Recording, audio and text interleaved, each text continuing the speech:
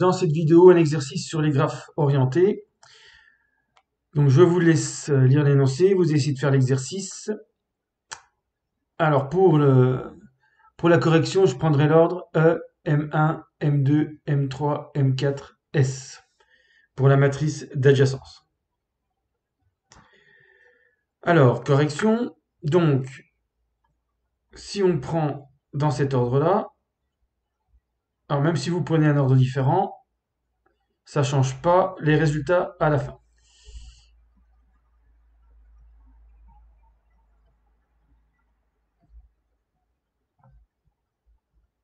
Et voilà. Alors, il n'y a pas de boucle dans la diagonale, il n'y aura que des zéros.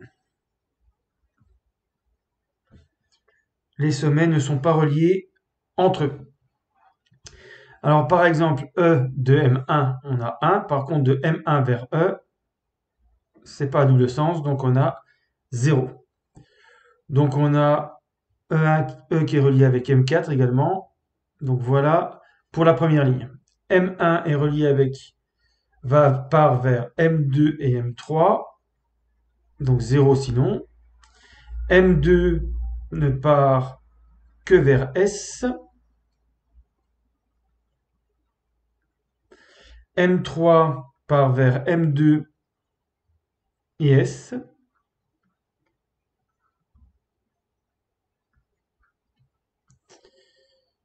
Ensuite, M4 part vers M1, M3, M2.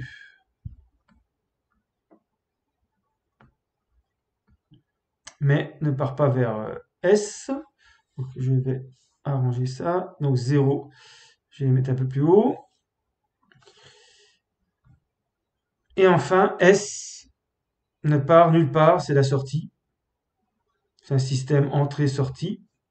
Et voilà pour la matrice d'adjacence de ce graphe. Donc ça répond à la première question. Ensuite, comment trouver le nombre de chemins de longueur 4, 5 ou 8 entre les sommets E et S? Et donc, il va falloir calculer m puissance 4, m puissance 5 et m puissance 8.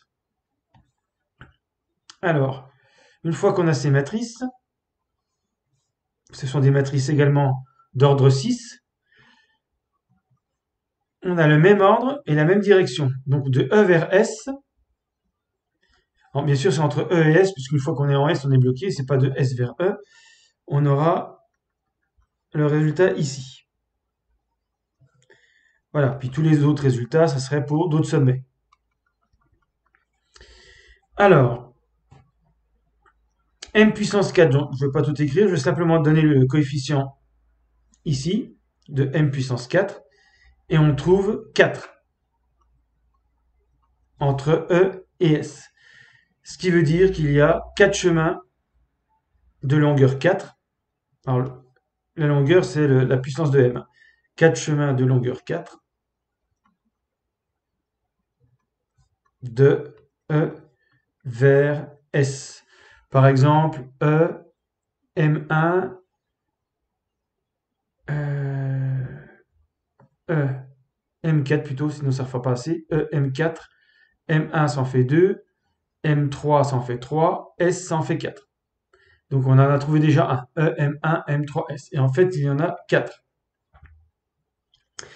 Alors, maintenant, si on veut les chemins de longueur 5, on calcule m puissance 5, on regarde le même coefficient, ligne 1, colonne 6, et là on trouve 1.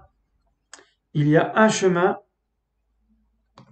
de longueur 5 de E vers S. Alors, 1, 2, 1, 1, 2, 3, 1, alors, 1, 2, 3, 4, ça marche pas. 1, 2, 3, 4, 5. Voilà, il faut faire M4, M1, M3, M2, S. Et ça doit être le seul. Donc il y a un seul chemin de longueur 5. J'ai oublié de mettre la longueur. de E vers S. Et puis, si on fait m puissance 8, ici on trouve 0 pour ce coefficient. Et donc, il y a 0 chemin de longueur 8 entre E et S. Bon, étant donné l'allure du graphe, ça paraît évident, puisque une fois qu'on est arrivé en S, on est bloqué, on ne peut plus faire d'aller-retour. Donc, le maximum, ça doit être 5 pour aller de E vers S. Et à partir de 6, on doit trouver 0. D'ailleurs, la matrice m puissance 8, c'est la matrice nulle. Il n'y a que des zéros. Ça veut dire qu'il n'existe aucun chemin de longueur 8 entre deux points, deux sommets quelconques. Ce qui paraît logique vu l'allure du graphe. Donc voilà comment on utilise une matrice d'adjacence pour un graphe orienté.